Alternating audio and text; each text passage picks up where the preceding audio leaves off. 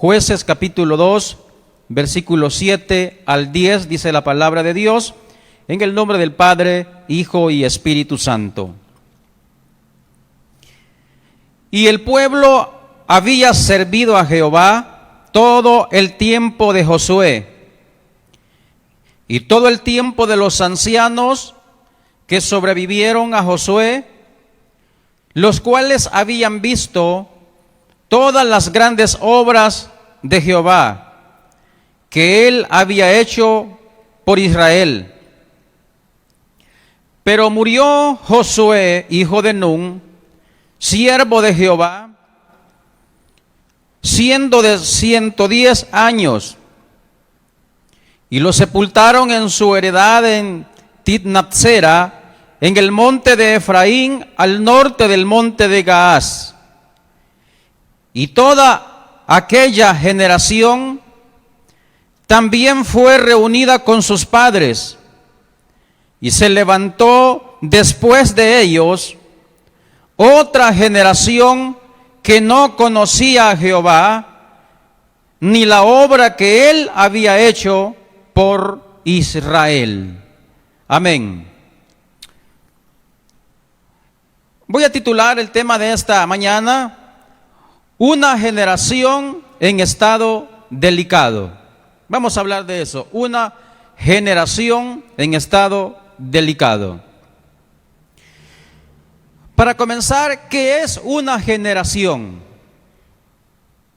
Es un conjunto de personas que viven en una misma fecha. Quiero hablar acerca de algunos ejemplos de generaciones que han vivido en la historia recién pasada, es decir, en el siglo anterior y parte de este siglo, como un ejemplo de lo que es una generación. Pueden haber muchos y muchas generaciones a través de la Biblia, pero como ejemplo quiero hablar de estos antes de entrar al mensaje. Ejemplos de generaciones, por ejemplo, en el siglo pasado hubo una generación que históricamente se le llama la generación silenciosa. Estos fueron los que nacieron entre el año 1925 y el año 1945. Se le conoce a esta generación como generación silenciosa, y dije que estos fueron los que nacieron en el año 1925 al año 1945. Esta generación es una de las generaciones que más ha sufrido o que más sufrió en la historia recién pasada. A esta generación llamada silenciosa les tocó que vivir la Segunda Guerra Mundial. Además, los padres de ellos ya habían sufrido la Primera Guerra Mundial. Y se le conoce como generación silenciosa porque les tocó vivir en tiempos de las mayores dictaduras que han habido en el mundo. Les tocó que vivir en un tiempo donde era necesario ver, oír y callar. Por eso se le conoce como la generación silenciosa. Hay otra generación después de esta que surge, que se le conoce como la generación o generación del baby boom. Estos fueron los que nacieron entre el año 1946 y el año 1964. Cuando esta generación surge, recién había terminado la Segunda Guerra Mundial. Para esos tiempos, todos los países en el mundo estaban pensando de cómo poder prosperarse de todas las catástrofes a través de la guerra que habían surgido anteriormente. A esta generación, dije, se le conoce con el nombre de generación del baby boom. ¿Por qué? Porque esta generación, o cuando esta generación surge, dije que recién había tenido la Segunda Guerra Mundial y se le conoce como los baby boom porque hubo un crecimiento poblacional.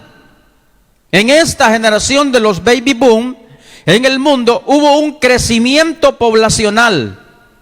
Los padres de ellos, de la generación llamada silenciosa, posiblemente, según la historia, ellos solamente procreaban que de 2, 3 hijos nada más. Pero esta generación llamada los baby boom fue una generación que a través de la historia nos dice que fueron personas que los matrimonios, ellos tenían entre 20 y 25 hijos. Por eso se le llama la generación de los baby boom. Bendito sea el Señor. Y baby boom quiere decir auge de bebés. En esta generación fue que muchos de nuestros padres o de los padres de mi generación tenían una cantidad de hijos bastante considerable.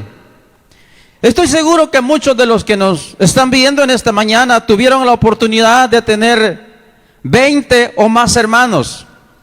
Sus padres quizás tuvieron 17 hijos, 20 hijos, algunos hasta 25 hijos de esta generación que surgió desde el año 1946 al año 1964.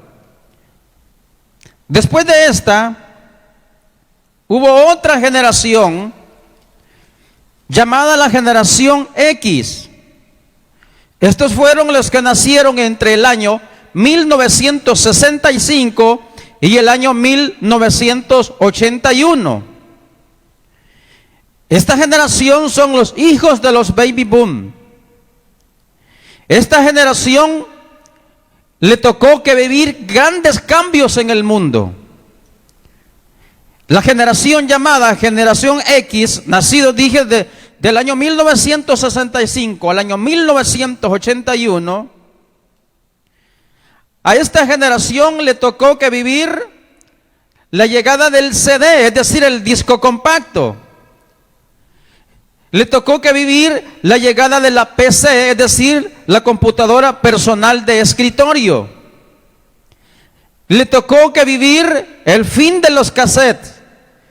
Y le tocó que vivir el nacimiento de la internet. Después de esta generación hay otra generación llamada la generación millennial. Los millennial son los que nacieron del año 1982 al año 1995. Estos millennials son los primeros nativos digitales que han existido. En su adolescencia o en su infancia se encontraron y pasaron de comunicarse de manera analógica, es decir, mediante cartas, a una tecnología como internet que iba a cambiar la manera de cómo nos comunicábamos con el mundo anteriormente. La generación millennial. Después de esto hay otra generación, la generación Z, los que nacieron desde el año 1996 al año 2010. Esta generación ya nacieron prácticamente con un teléfono y con una conexión a internet. Esta generación son totalmente globales, conectados con el mundo. Y una última generación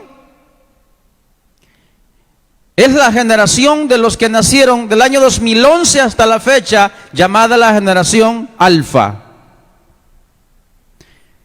Esta generación está totalmente digitalizada.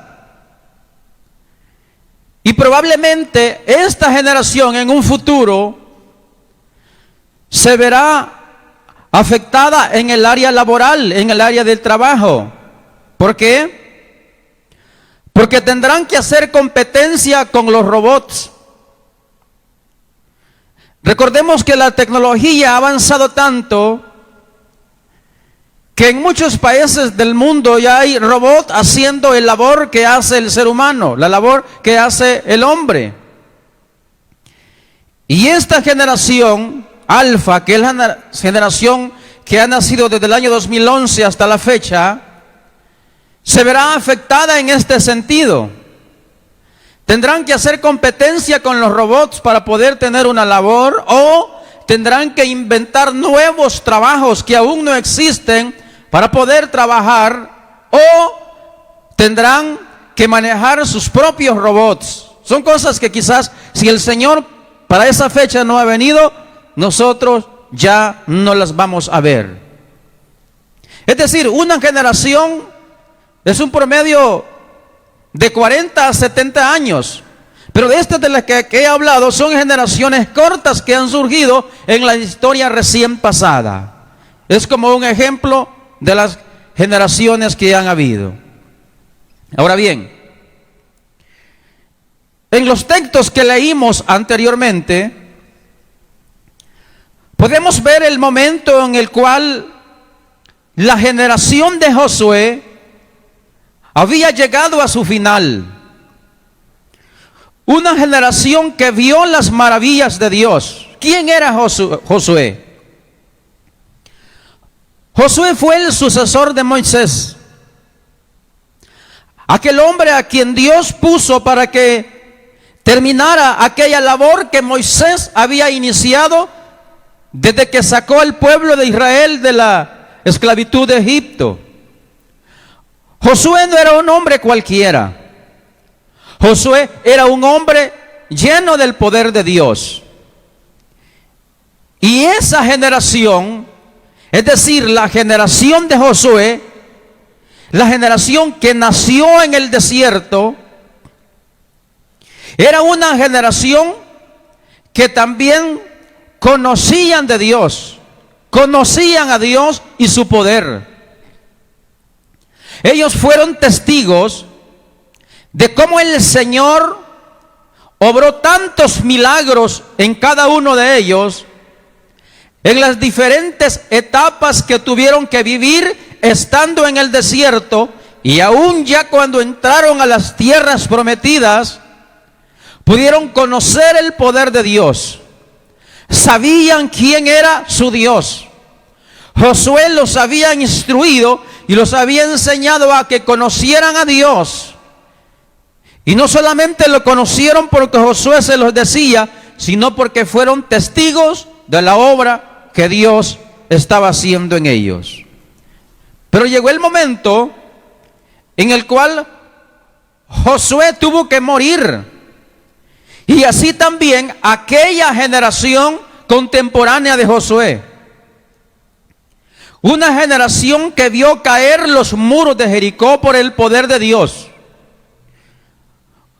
Ellos pelearon grandes batallas contra ejércitos más numerosos y fuertes que ellos, y los pudieron vencer en el nombre del Señor. Pero en el versículo 10 se nos menciona algo muy triste. Versículo 10 de nuestra lectura nos menciona algo muy triste que nos debe de hacer reflexionar. Y dice el versículo 10: y se levantó después de ellos otra generación que no conocía a Jehová ni la obra que él había hecho por Israel. Es decir, la generación de Josué sabía muy bien quién era Dios. Dios había estado con ellos. Dios los había respaldado. La presencia de Dios estaba donde quiera que ellos andaban, porque eran temerosos de Dios, conocían lo que Dios era capaz de hacer por ellos. Pero lo difícil es cuando Josué muere y con él toda la generación, y surge una nueva generación, dice la palabra, que no conocía a Dios, y aquí es el grave peligro. Aquí es donde las generaciones están en un estado delicado. La generación de Josué conocía a Dios, pero cuando surge una nueva generación, esta nueva generación ya no conocían a Dios, no sabían quién era Dios, no lo conocían, no tenían ni idea de lo que era el Dios todopoderoso para ellos. Dice el versículo: después de ellos, otra generación se levantó, pero esta generación no conocía a Dios ni la obra que Dios había hecho por Israel. No conocían a Dios.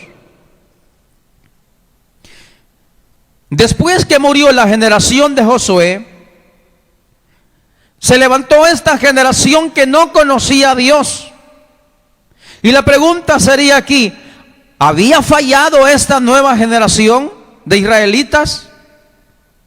La respuesta es no. Quienes fallaron fueron primeramente sus padres. Fueron sus padres. Entonces ahora yo quiero reflexionar sobre una generación que está en un estado delicado en los tiempos presentes. Una generación que está, pudiéramos decir, en peligro. ¿Y cuál es esa generación que está en un estado delicado o que está en peligro? Esa generación es la generación de nuestros hijos y de nuestros nietos. Esta generación está en un estado delicado, en un estado crítico espiritualmente hablando, en un estado muy peligroso.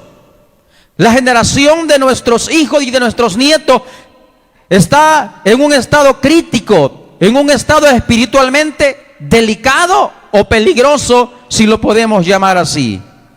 Bendito sea el Señor. Esta generación en estado crítico, en estado delicado, es la que está formada por nuestros hijos y por nuestros nietos. ¿Por qué digo esto?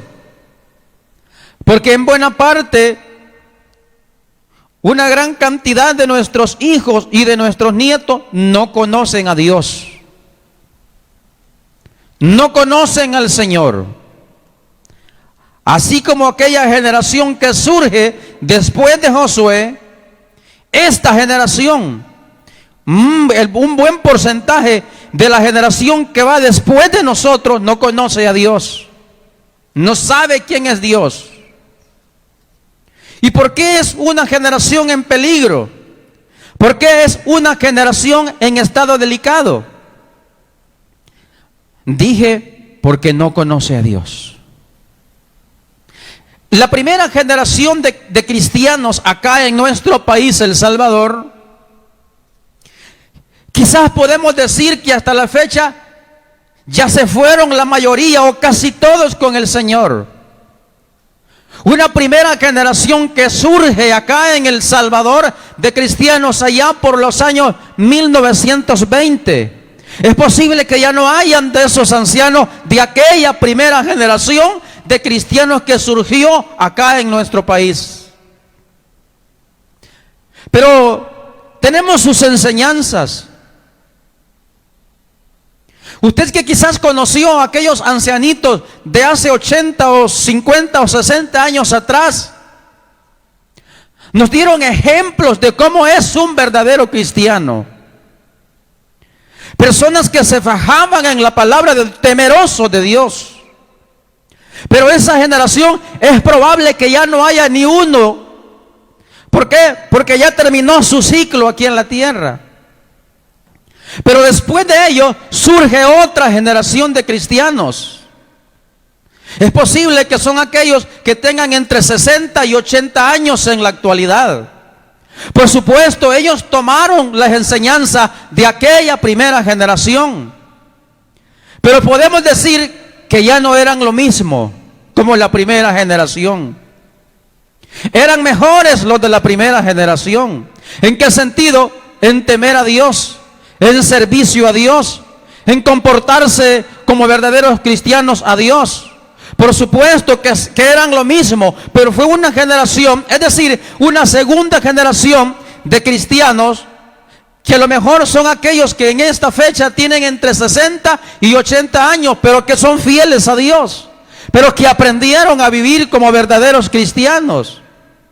Y después de esa generación sigue una tercera generación de cristianos, que ya somos los que tenemos de 40 años hacia abajo, que ya no somos lo mismo tampoco, que ya no somos igual, que ya no tenemos el mismo servicio, que ya no hay el mismo interés para servirle al Señor, y eso es preocupante. Y si eso sucede en nuestra generación, ¿qué podemos decir en la generación que viene después de nosotros?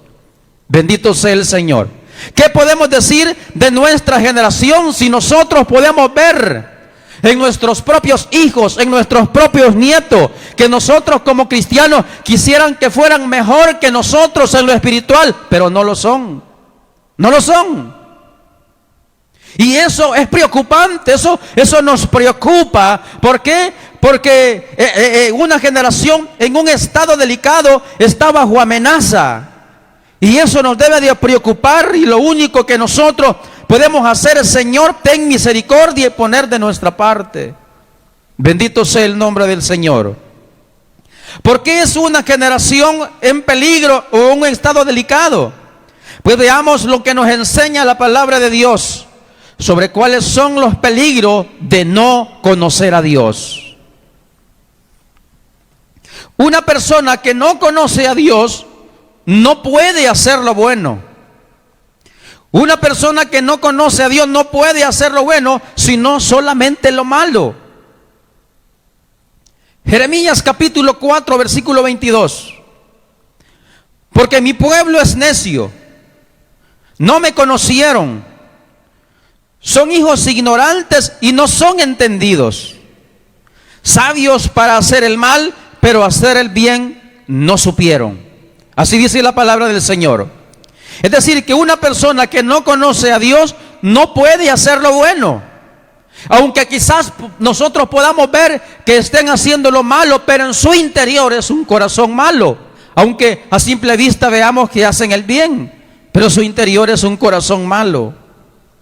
Porque viven alejados de Dios. Y la fuente de bondad y la fuente de hacer lo bueno es el Señor. Apartados de Él no podemos hacer nada. Una persona que no conoce a Dios está expuesta al castigo. Por eso dije que es una generación en un estado delicado, o una generación en peligro. Porque una generación que no conoce a Dios no puede hacer lo bueno. Una persona que no conoce a Dios está expuesta al castigo eterno. Así nos dice la segunda carta del apóstol Pablo a Tesalonicenses capítulo 1, versículos 7 al 9, dice de la siguiente manera: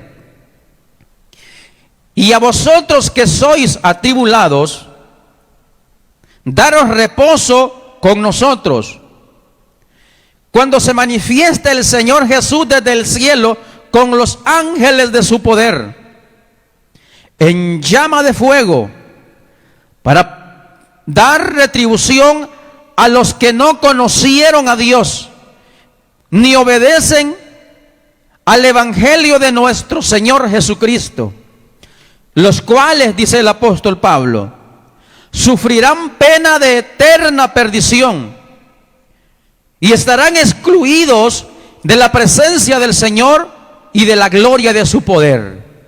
Por eso digo, mire, que esta generación está en peligro. Esta generación está en un estado delicado porque está bajo amenaza. Dice la palabra que una generación que no conoce a Dios está expuesta al castigo eterno por no conocer a Dios. Bendito sea el Señor. La palabra de Dios nos muestra que grandes hombres de Dios tuvieron hijos que no conocieron a Dios o se apartaron de su camino. Así nos menciona la palabra del Señor. A través de este sagrado libro podemos encontrar a hombres de Dios que tuvieron hijos que no conocieron a Dios o se apartaron de su camino. Uno de ellos fue el sacerdote Aarón. Dice Levíticos capítulo 10, versículo 1 y 2. Nadab y Abiú, hijos de Aarón, tomaron cada uno su incensario y pusieron con ello fuego sobre el incensario, sobre el cual, dice, pusieron incienso y ofrecieron delante de Jehová fuego extraño que él nunca les mandó. Y salió fuego delante de Jehová y los quemó y murieron delante de Jehová. Estos fueron los hijos de Aarón. Y todos conocemos quién fue Aarón. El sacerdote, el hombre que Dios había puesto para que pudiera ministrar, para que pudiera guiar a la nación.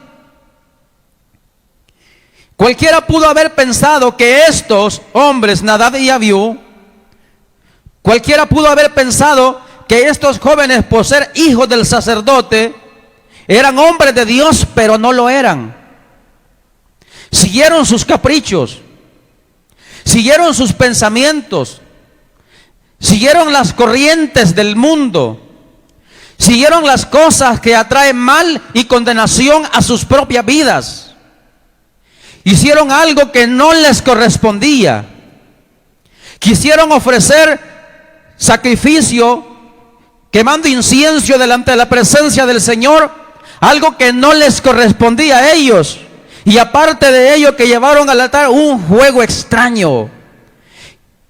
Mire, cualquiera pudo haber pensado que estos, por ser hijos de Aarón, eran hombres tremendos en Dios, pero ni lo conocían. Por eso digo que nuestras generaciones están en una generación, hermano, en peligro.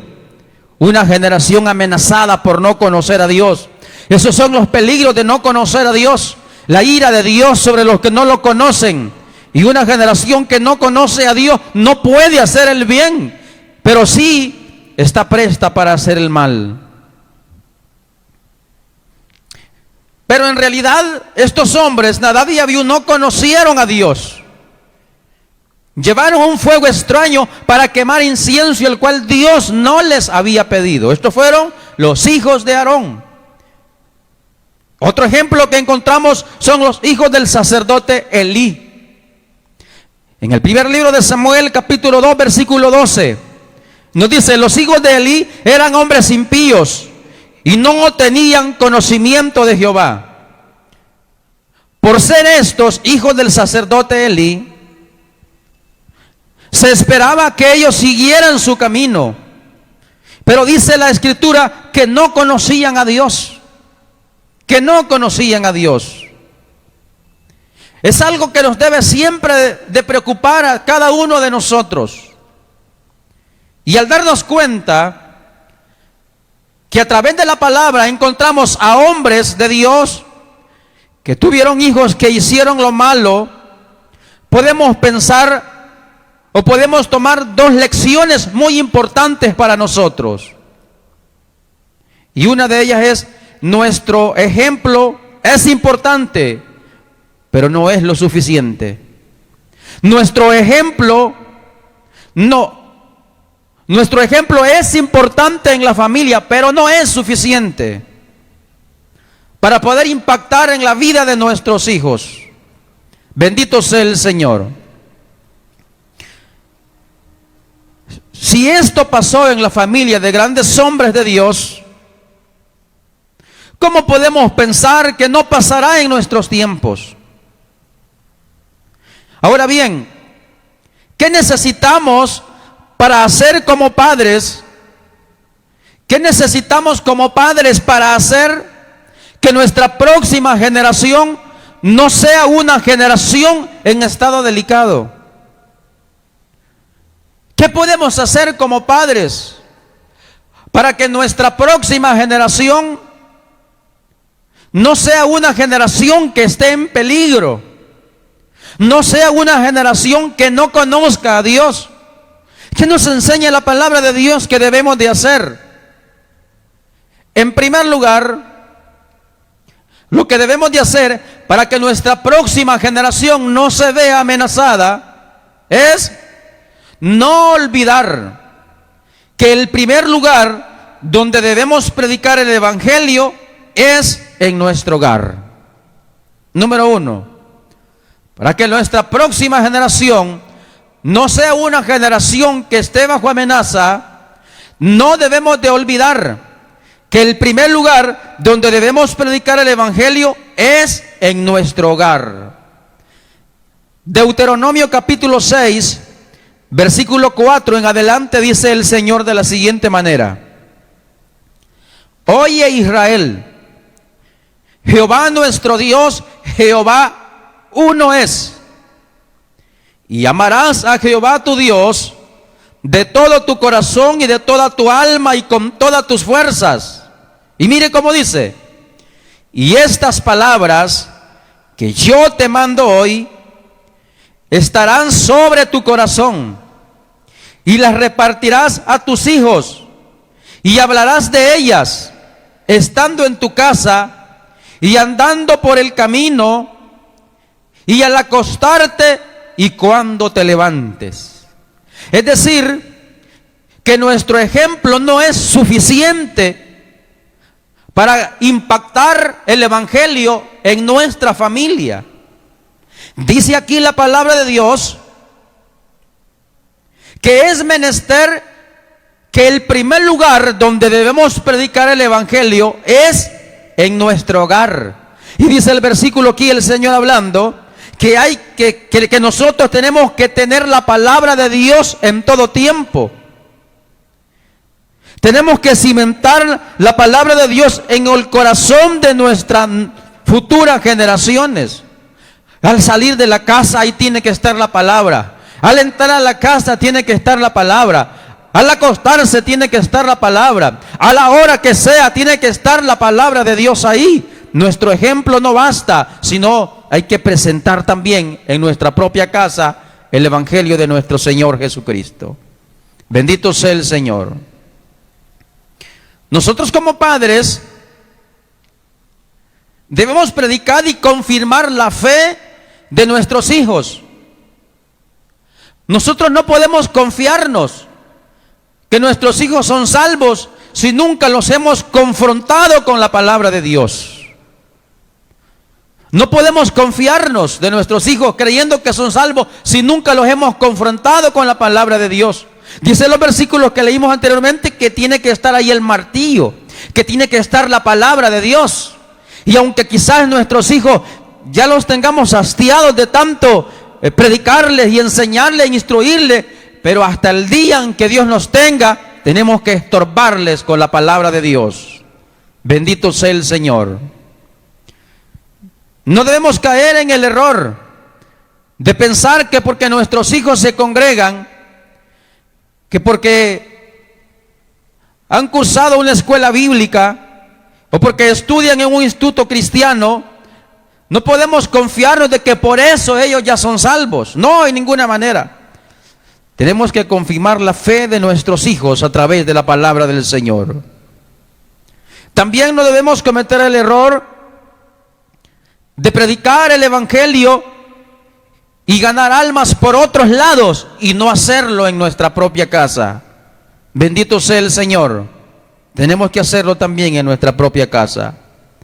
En segundo lugar, no debemos cometer el error de pensar que es normal que los jóvenes cristianos se aparten del camino de Dios y se vayan al mundo. Porque pudiera ser que muchas veces en el tiempo en el cual vivimos ahora, para muchos sea normal que los jóvenes de hoy cristianos se vayan al mundo. No, no debemos cometer el error de pensar que eso es normal, en ninguna manera. No es normal que los jóvenes cristianos se vayan al mundo. Dice Santiago capítulo 4, versículo 4. Oh almas adúlteras, ¿no sabéis que la amistad del mundo es enemistad contra Dios? Y cualquiera pues que quiera ser amigo del mundo se constituye en enemigo de Dios. Así dice la palabra del Señor. De manera que es un error pensar que es normal que los jóvenes se vayan al mundo y dejen el camino del Señor. Para nosotros no debe de ser algo sin importancia que nuestros hijos cometan ese error. No, en ninguna manera es normal eso. Debemos de permanecer firmes siempre en los caminos del Señor. Tenemos que comprender algo muy importante. Toda persona que disfruta de la vida del mundo, toda aquella persona que se goza y que se deleita en las cosas del mundo, que se goza en las cosas del mundo, es porque no ha conocido la verdadera vida en Cristo Jesús. Sí, toda aquella persona que se deleita en las cosas del mundo y quizás se goza, se saborea, se siente bien, es porque no ha conocido la verdadera vida en Cristo Jesús. Y dice el Salmo 34:8, gustad y ved que es bueno Jehová, dichoso el hombre que confía en él. Alguien que verdaderamente ha gustado y que ha saboreado la verdadera vida en Cristo, puede decir lo mismo que dijo el apóstol Pedro. Y dijo, ¿a quién iremos, Señor? Solo tú tienes palabras de vida eterna. Es decir, que toda aquella persona que goza lo del mundo es porque no ha probado la verdadera vida que hay en Cristo Jesús. Y por eso el Salmo dice, gustad y ved que es bueno Jehová, dichoso el hombre que confía en él. Bendito sea el nombre del Señor. Y alguien que ha gustado y que verdaderamente ha disfrutado y que disfruta la verdadera vida en Cristo, puede decir esas palabras que dijo el apóstol Pedro, ¿a quién iremos, Señor? Tú tienes palabras de vida eterna. Bendito sea Dios. En tercer lugar, tenemos que hablarles a nuestros hijos de las maravillas que Dios ha hecho con nosotros y con nuestra familia. Dice el primer libro de Samuel, capítulo 12, versículo 24. Solamente temed a Jehová y servidle de verdad con todo vuestro corazón. Pues considerad cuán grandes cosas ha hecho por vosotros. Es decir, que nosotros tenemos que hablarles a nuestros hijos de las maravillas que Dios ha hecho con nosotros y con nuestra propia familia. Porque han habido cosas tan difíciles en nuestra vida, aún en nuestra propia familia, que muchas veces hemos llegado a pensar que no hay salida para ese problema. Pero cuando hemos clamado misericordia al Señor, Dios nos ha dado respuesta. Y eso tenemos que reflejarlo en la vida de nuestros hijos. Y tenemos que enseñarle que quien hace la buena obra por nosotros es Dios, es el Señor. Todo lo bueno que nosotros recibimos y todas las respuestas a nuestro clamor es porque Dios las ha enviado. Aquí no es obra de la casualidad, ni porque hayamos tenido suerte. No, es por la obra del Señor. Y tenemos que inculcarle a nuestros hijos eso, que es Dios el que hace la obra, que es el Señor el que mueve su mano de misericordia sobre nosotros y sobre nuestra familia. Bendito sea el Señor. Nuestra próxima generación tiene que ser una generación de hombres y mujeres que sigan y adoran al Señor, no por obligación, no porque sus padres les obliguen, sino que por un agradecimiento que hay en su corazón hacia su Creador. Nuestros hijos y nuestros nietos tienen que conocer que cuán bueno es el Señor y cuán misericordioso es para con nosotros. Y ha sido Dios bueno con nuestra familia y con ellos mismos. Ellos tienen que saber que el Señor es el que obra en nuestra vida en sanidades, en provisión y en protección. Marcos capítulo 5, versículo 18 y 19 dice la palabra de Dios. Al entrar en la barca, el que había estado endemoniado, lo rogaba que le dejase estar con él. Mas Jesús no se lo permitió, sino que le dijo: vete a tu casa a los tuyos y cuéntales cuán grandes cosas ha hecho el Señor contigo y cómo ha tenido misericordia de ti. Este fue aquel momento cuando aquel endemoniado por su familia ya estaba desahuciado. No había quien hiciera algo por él. Y llegó el Señor en el momento justo y preciso. Y aquel hombre inmediatamente recibió la sanidad de parte de nuestro Señor Jesús. Y cuando aquel endemoniado gadareno se vio libre, se vio sano, que no tenía nada, quería seguir al Señor. Pero el Señor le dice: un momento, detente, no lo hagas. Vete a tu familia, ve a tu casa, anda a decirles cuán grandes cosas ha hecho el Señor contigo y cuánta misericordia ha tenido de ti. Mire, para el Señor es algo importante que nuestra familia sepa lo que Él hace. Al Señor le interesa que nuestra familia se dé cuenta la obra que Él hace en nosotros y en nuestra familia. A este hombre le dice: ve a tu familia, ve a los tuyos y cuéntales lo que Dios ha hecho en tu vida. Cuando nosotros como padres les enseñamos a nuestros hijos lo que Dios es capaz de hacer, entonces ahí estamos cambiando el sentir y el pensar de nuestra nueva generación. Es necesario que nuestros hijos sepan, que nuestra futura generación se dé cuenta lo que Dios es capaz de hacer en nuestro favor cuando nos humillamos delante de Él. Pero también tienen que saber los peligros que hay cuando una persona no conoce a su Dios. Bendito sea el Señor. Número 4 y último lugar. Y si nuestros hijos se han apartado, si no han conocido a Cristo como su Señor y Salvador, ¿qué debemos hacer? Tenemos que reconocer que así como la alegría más grande de todo padre y madre cristiana tiene que ser que sus hijos anden en la verdad. La alegría más grande de todo padre y de toda madre es saber que nuestros hijos andan en la verdad. Mire cómo dice la tercera carta de Juan en su versículo 4.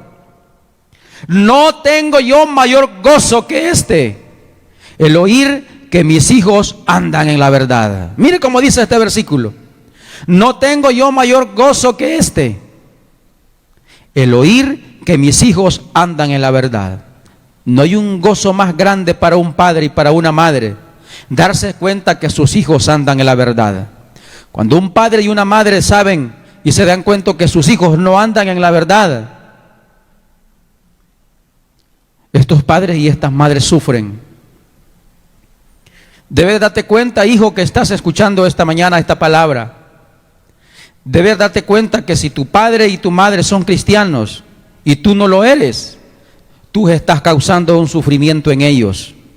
Ellos sufren al verte en esa condición porque saben que estás bajo amenaza si no conoces a Dios o no te vuelves a Él.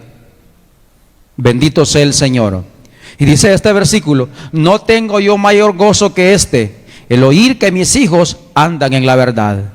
No hay gozo más grande para un padre y para una madre, el darse cuenta que sus hijos temen a Dios, que sus hijos andan en la verdad, que sus hijos están agarrados de la mano del Señor.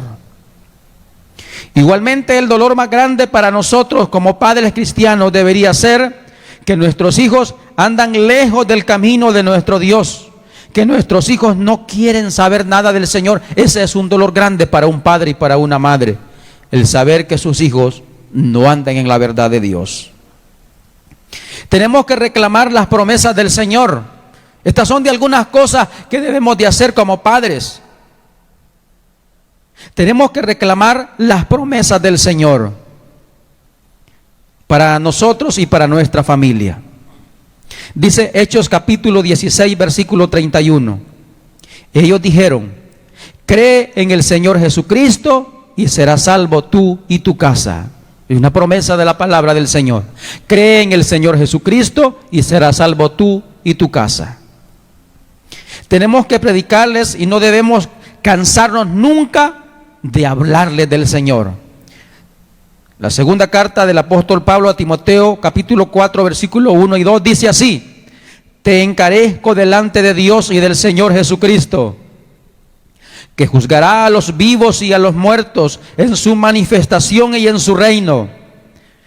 Que prediques la palabra, que instes a tiempo y fuera de tiempo, redarguye, reprende, exhorta con toda paciencia y doctrina, lo que nos corresponde hacer. Y lo otro, debemos orar para que nuestro Dios los traiga con lazos de amor al camino de Dios. Dice Oseas capítulo 11, versículo 4: con cuerdas humanas los traje, con cuerdas de amor. Tenemos que saber que si esta nueva generación que sigue después de nosotros, es decir, nuestros hijos y nuestros nietos, son rebeldes al llamado de Dios y no quieren caminar en su camino, el Señor puede usar el cayado de las ataduras para traerlos a su camino.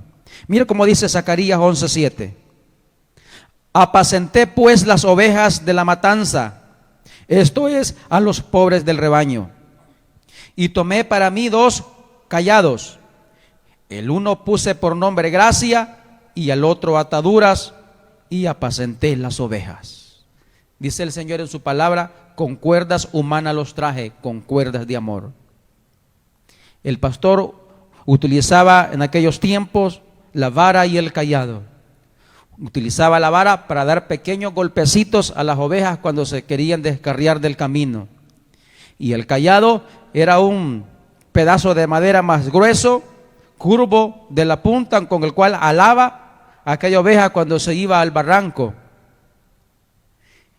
Y el Señor nos está diciendo a través de su palabra que si más de alguno de aquellos que no conocen a Dios están en el plan de salvación de nuestro Dios, de hecho todo el mundo está en el plan de salvación, pero el Señor utilizará, dice la palabra de Dios aquí, el cayado de las ataduras. Es decir, mi estimado oyente, no esperes estar en una cama postrado para venir al Señor. No esperes estar con alguno de tus miembros fuera de tu cuerpo para venir al Señor. No esperes estar postrado sin poder hablar para venir al Señor. No esperes estar en un hospital para venir a buscar el refugio en el Señor. No esperes estar arruinado para buscar a Dios. Búscalo hoy. Mañana puede ser demasiado tarde. El Señor dice en su palabra que Él no quiere que nadie perezca, sino que todos procedamos al arrepentimiento.